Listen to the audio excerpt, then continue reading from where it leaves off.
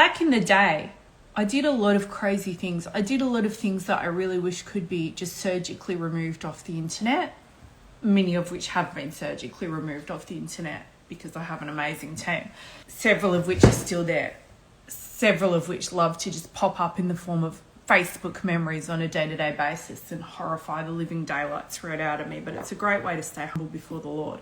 Some of which we are still in the process of cleaning up, because 19 plus years of content on the internet as probably the most prolific content creator out there, and I don't say that for nothing, with literally hundreds of courses created, over 1,000 different offers launched and put out there, thousands of blogs and live streams, podcasts, interviews, articles, stuff I've definitely forgotten, dozens of books published. You can't just flick a switch and turn all that off. It actually doesn't work that easily. When I came back to God fully and finally, my mum said she was happy to go through all my content, like in my courses, and, you know, help me to edit the videos to eliminate the swearing and the stuff that was not right, that shouldn't be there. I was like, Mum, you would need like 80 more years to do that. Absolute minimum. It's literally not possible. And also all of it had to go anyway. That's an ongoing thing, which is still happening. So it was a big counterfeit. The life that we create outside of God it's a counterfeit. It can't be anything else. My daughter said to me just before when she was down making her lunch that she had seen a verse on a TikTok or something that said, all men are liars. And I was like, yeah, well, without Jesus in them, the human heart is wicked. We're all liars, murderers, adulterers, slanderers. It doesn't mean the person necessarily did that, but that's the heart that we have without Jesus.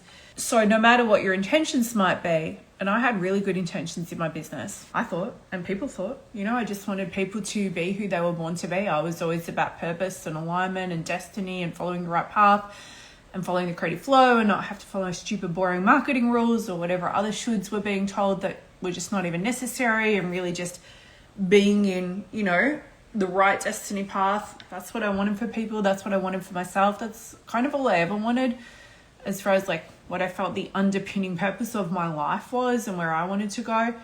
But without Jesus at the center of it, it could only ever be a counterfeit. And it's not like, if you're not walking with God, it's not like you can create, contrary to what you might think. Somebody watching this might disagree because that's just where you're at right now. That's fine. You know, think what you want, believe what you want. That's your choice.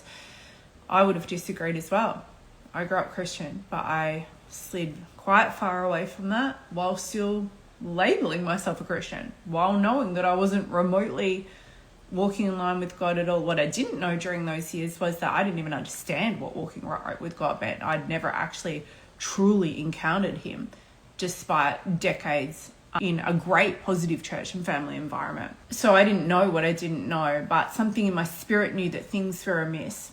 You can't create a it's okay, it's fine counterfeit version, is what I was trying to say just then. You can't, like, you think, oh, well, I'm doing okay, you know, and you have good intentions and you're doing your best to do good work in the world and people are getting benefits from it and there's transformations occurring and, you know, I'm a good person, all that sort of stuff, and you believe that you're following the path that you're meant to believe. There is no it's sort of okay counterfeit version of your life.